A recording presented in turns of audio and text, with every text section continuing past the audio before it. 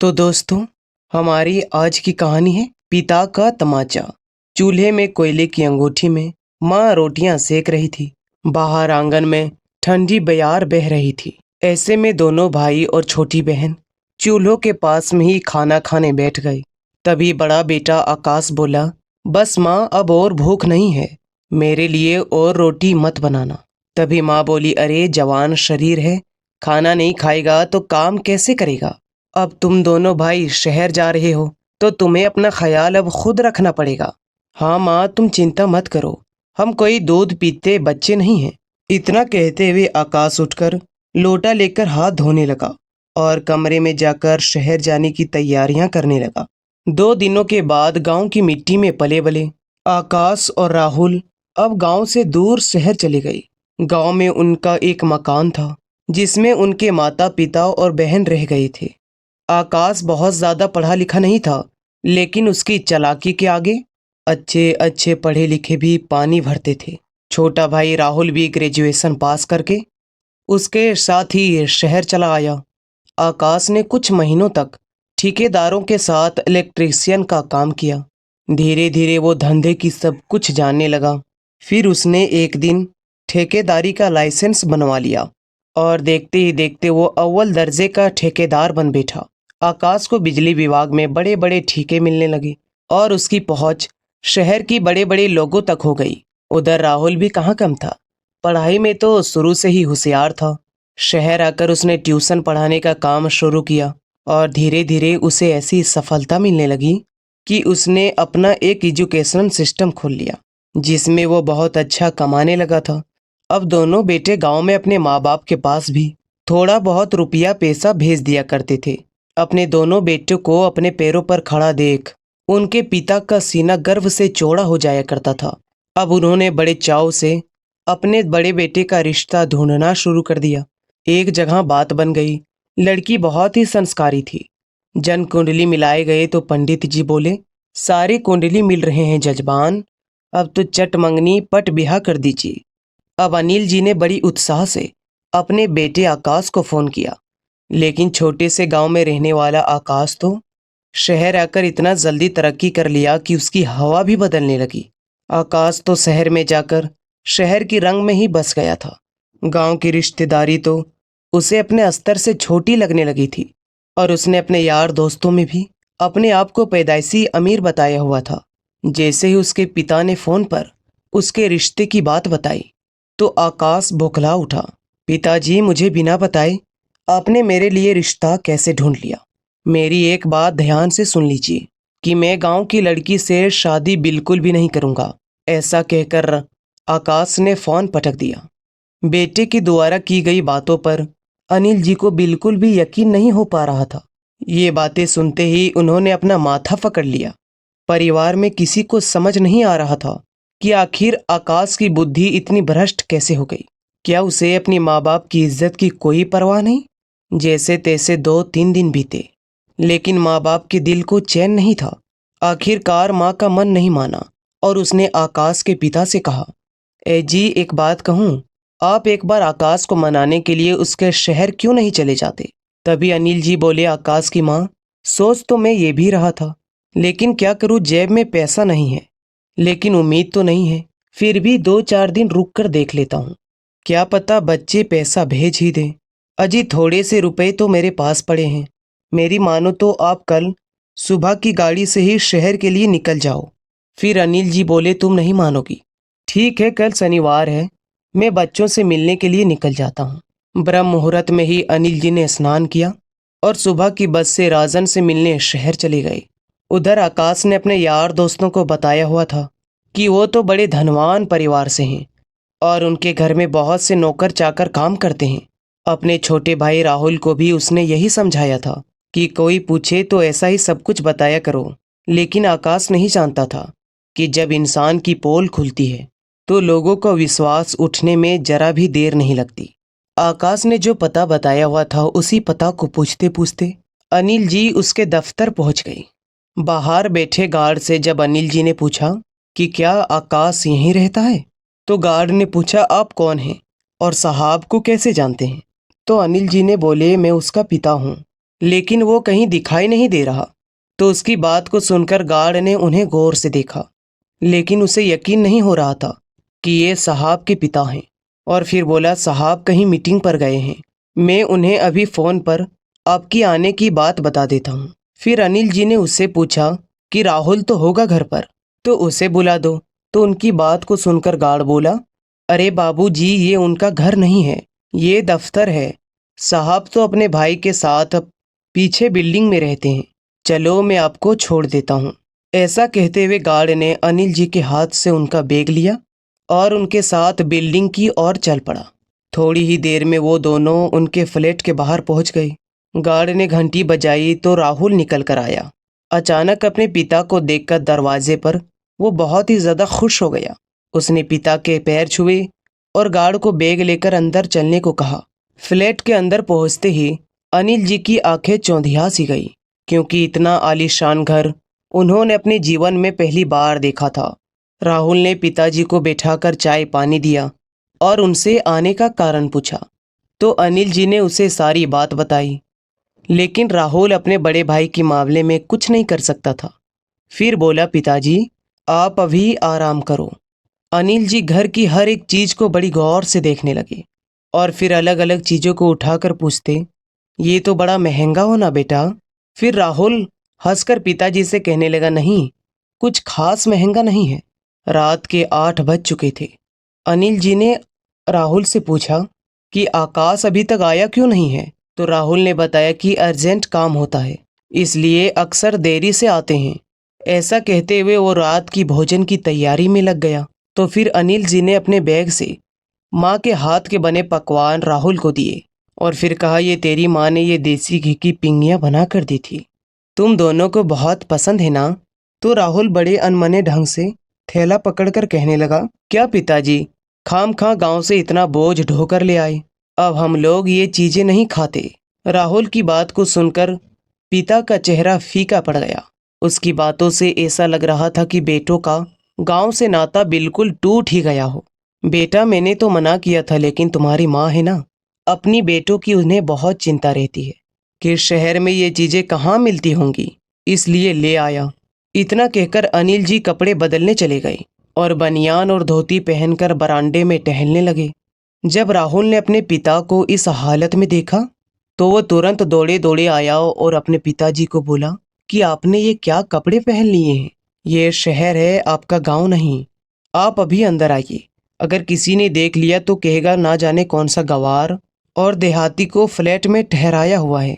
राहुल की बात को सुनकर अनिल जी से रहा ना गया और वो बोले, क्या हुआ बेटा, गवार या देहाती कह देगा तो इसमें मेरी शान तो नहीं घटेगी ना। हम लोगों ने तो जीवन भर मेहनत मजदूरी करके तुम्हें पाल पोस कर बड़ा किया है, और आज तुमने 2 पैसे क्या कमाने लगे, तुम्हें अपनी शान की इतनी परवाह हो गई। ये कहकर अनिल जी कमरे में आ गए। कमरे में पहुंचकर राहुल ने उनके बैग से उनका कुर्ता पजामा निकाल कर दिया और बोला, पिताजी आप तो ऐसे ही नाराज हो रहे हैं, आप ये कपड़े पहनो और इत्मीनान से टहलो, थोड़ी देर में भैया भी आ जाएंगे।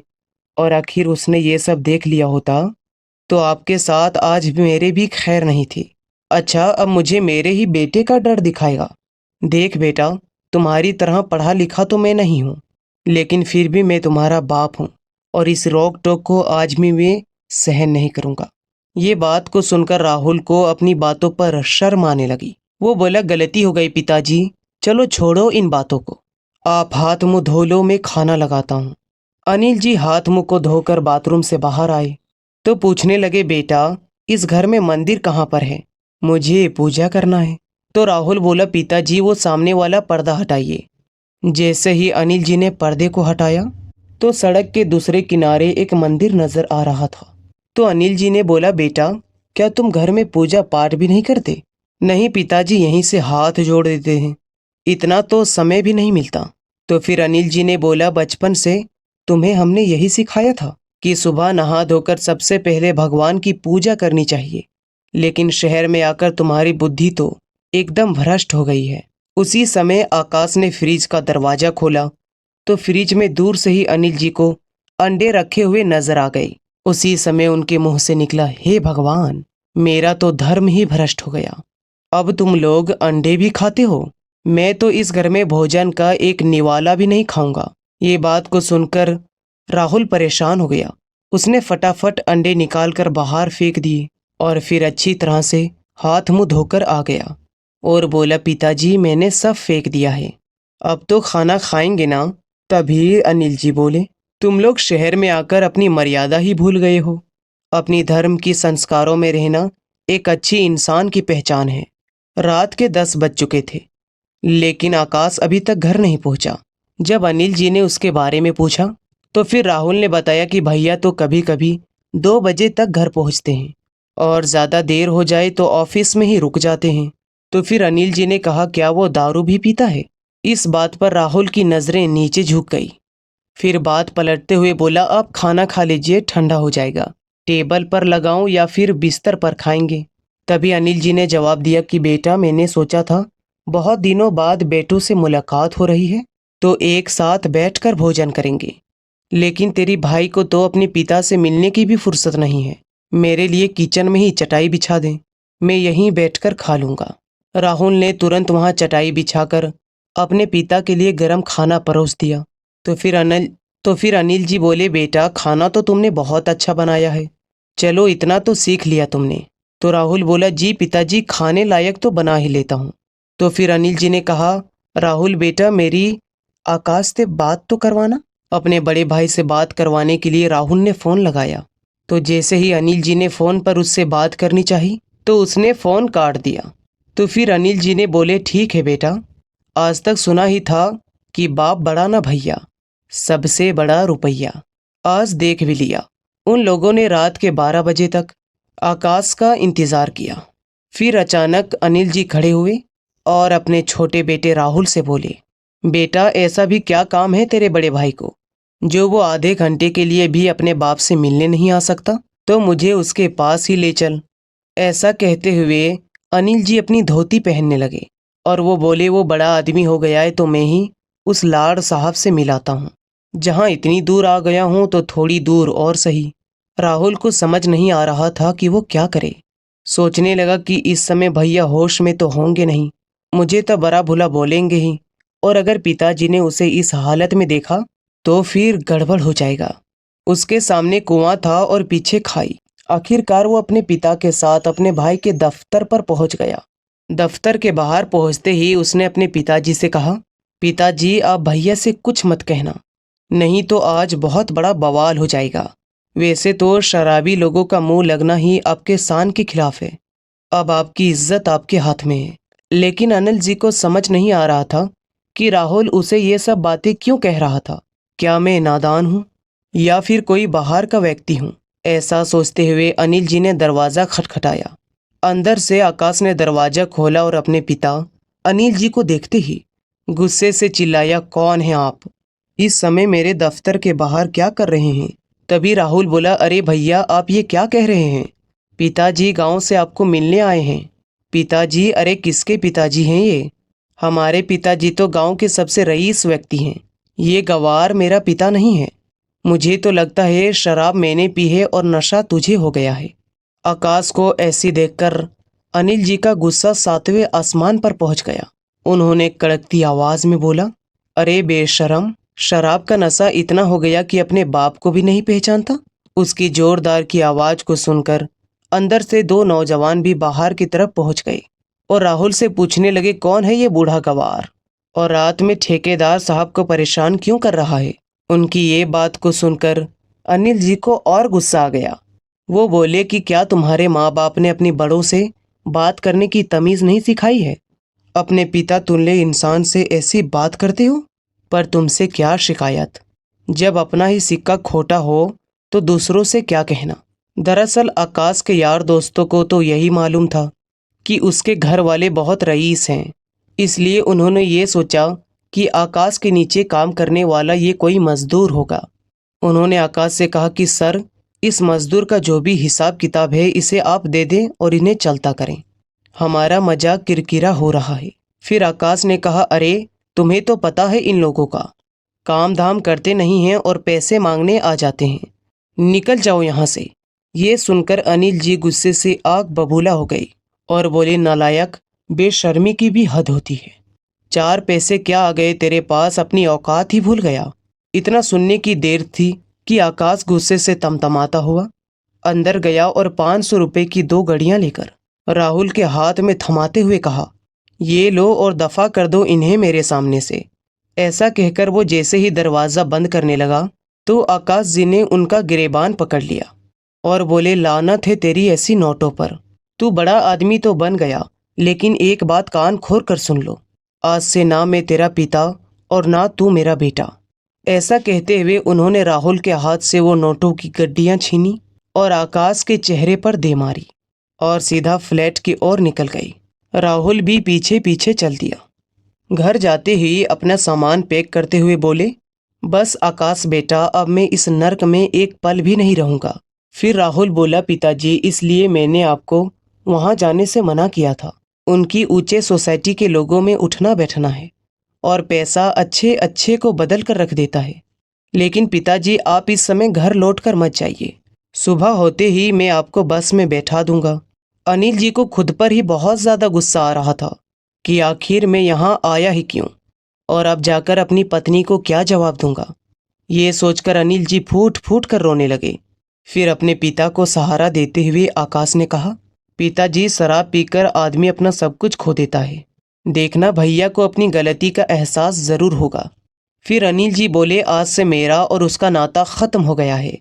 तेरे कहने पर मैं रात में यहाँ रुक गया हूँ, लेकिन सुबह होते ही मुझे 6 बजे की बस में बैठा देना। राहुल ने सोचा, चलो पिताजी अभी तो मान गए, सुबह तक क्या पता उसका गुस्सा कुछ कम हो जाए। उसके थोड़ी देर बाद वो दोनों सो गए। रात भर अनिल जी करवटें बदलते रहे। सुबह 5 बजे बेल बजी तो राहुल की नींद खुली। उसने गेट खोला तो आकाश दरवाजे पर खड़ा था। दोनों भाई अंदर आ गए। अनिल जी की नींद तो पहले ही खुल चुकी थी। वो नहा धोकर अपनी गांव जाने की तैयारी कर रहे थे। भाई पिताजी कहाँ हैं? आकाश ने राहुल से पूछा। तो उसने कहा, भैया आपने जैसा रूप कल उन्हें दिखाया है, आपको क्या लगता है कि अब वो वहाँ रुकने वाले हैं? वो घर जाने के लिए तैयार हो रहे हैं। तब आकाश ने कहा, राहुल कल शराब के नशे में पिताजी को हमने क्या क्या कह दिया। मुझे ऐसा नहीं करना चाहिए था। अब मुझे समझ नहीं आ रहा कि मैं पिताजी से किस मुंह से बात करूं। फिर राहुल ने कहा कि जब आपको मालूम पड़ गया था कि पिताजी आए हैं तो कल इतनी शराब पीने की क्या जरूरत थी? पिताजी पहली बार यहाँ आए थे और आपने इन्हें इतना बेशर्मी कर दिया। फिर आकाश बोला, मुझे पूरी तरह से याद भी नहीं है कि मैंने क्या कहा, क्योंकि मुझे तो होश ही नहीं था। तो राहुल बोला, भैया आपके साथ साथ आपके साथियों ने भी पिताजी से बहुत बुरा सलूक किया था। मुझे तो आपकी आदतों का पता है, लेकिन पिताजी को ये सब मालूम नहीं था। अनिल जी पूजा पाठ करके बाहर निकले ही थे कि आकाश उनके सामने पहुंचा और पिताजी के पैर छूकर जैसे ही प्रणाम करने लगा तो अनिल जी उसे घूरते हुए कहने लगे, आप कौन हैं? मैंने आपको पहचाना नहीं। ये सुनकर राजन का चेहरा शर्म से लाल हो गया। उसने अपने पिता के पैर पकड़ लिए और बोला, पिताजी कल मुझसे मेरी जिंदगी की सबसे बड़ी गलती हो गई। मैंने नशे में ना जाने आपको कितना बुरा भला कह दिया। इसके लिए मैं आपसे माफी मांगने आया हूँ। अनिल जी बोले, ठेकेदार आकाश, बहुत घमंड है ना तुझे अपने पैसों का? बस इतना समझ ले कि कल रात को तेरा बाप अनिल सदा के लिए मर गया। अब तेरा मेरा कोई संबंध नहीं है। मैं गरीब जरूर हूँ, लेकिन तुम जैसे शराबी से कई ज्यादा इज्जत है मेरी। दूर हो जा मेरी नजरों से नालायक। अब मेरा बेटा केवल एक ही है। ऐसे नालायक बेटे का होना या ना होना एक समान है। अनिल जी की बातें कठोर जरूर थी, लेकिन उनमें भी आकाश को अपनापन दिख रहा था। वो पिताजी के पैरों में गिरकर बोला, पिताजी अपने इस नालायक बेटे को सुधरने का केवल एक आखिरी मौका दे दें। अगर दोबारा मुझसे ऐसी गलती होगी तो आपका जूता और मेरा सिर होगा। राहुल इस बात का गवाह है। आज आकाश अपने पिता के सामने सर झुकाए ऐसे खड़ा था कि जैसे उसका जैसा बेटा आज तक कभी पैदा ही नहीं हुआ है। अनिल जी ने चाय पी और फिर राहुल से पूछा, सच बताना राहुल, ये कमरा किसका है? तो राहुल ने कहा, ये कमरा मैंने किराए पर लिया है। भैया तो अक्सर अपने काम से बाहर रहते हैं। तो फिर अनिल जी ने कहा, फिर ठीक है, मैं आज घर वापस नहीं जाऊंगा। इस बेशरम को तो घर की इज्जत का ख्याल नहीं है, लेकिन मैं आज ही घर लौट गया तो आस पड़ोस में क्या जवाब दूं? राहुल अपनी पिता की ये बात को सुनकर बहुत खुश हुआ।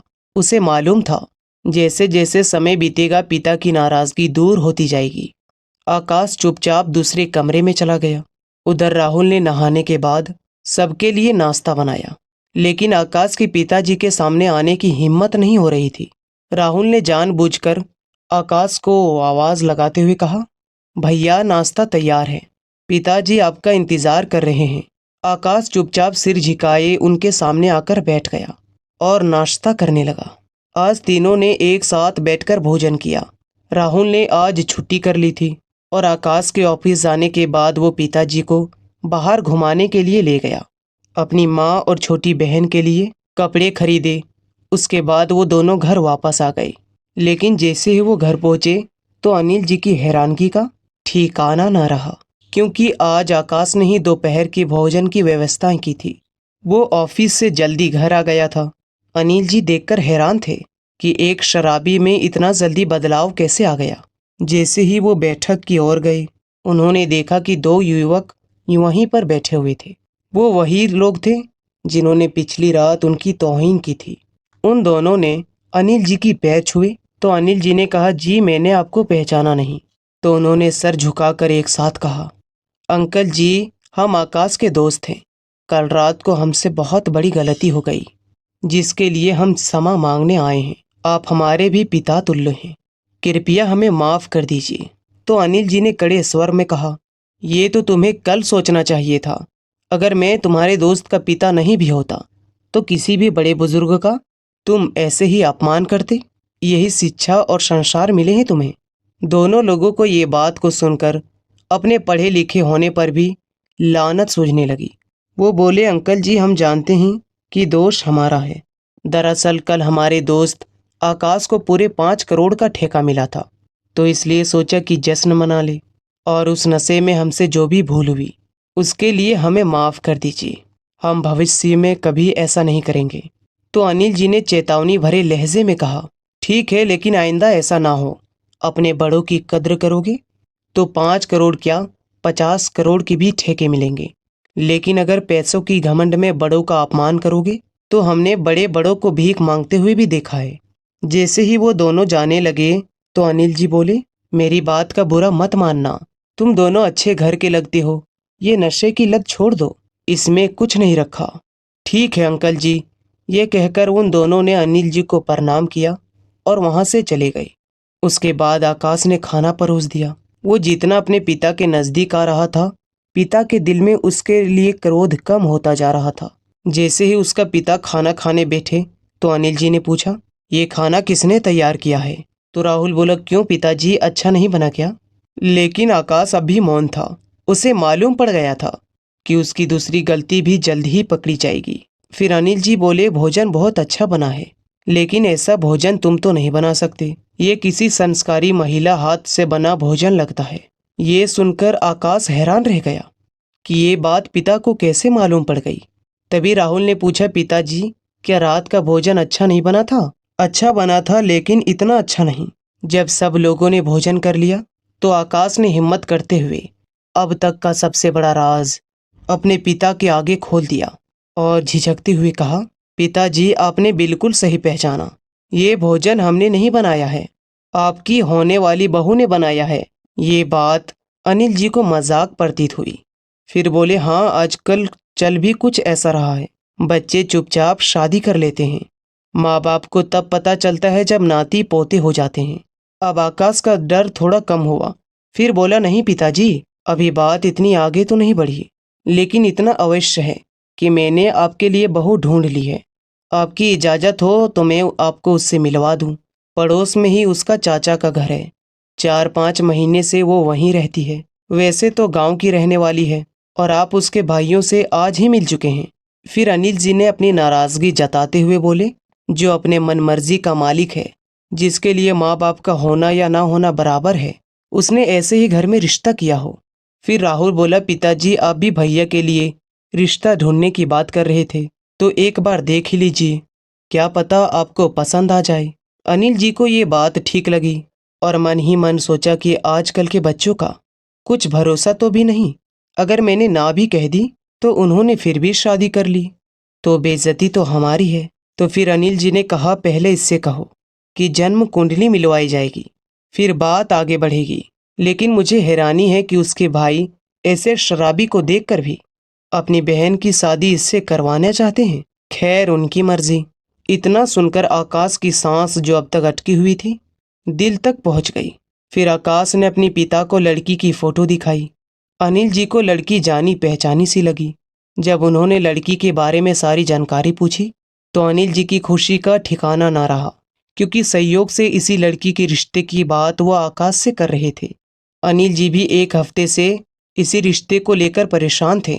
घर का तापमानपूर्ण माहौल अचानक हंसी खुशी में बदल गया। आगे की बात अब मैं खुद ही संभाल लूंगा, ऐसा कहते हुए अनिल जी दिल में ढेर सारी खुशी लिए हुए गांव के लिए निकल गए। तो दोस्तों, आपको ये कहानी कैसी लगी हमें कमेंट में ज़रूर बताएं, और इस वीडियो को लाइक करके अपने दोस्तों में ज़रूर शेयर करें, और हमारे चैनल को सब्सक्राइब करना ना भूलें। मिलते हैं एक नई कहानी के साथ। बहुत बहुत धन्यवाद।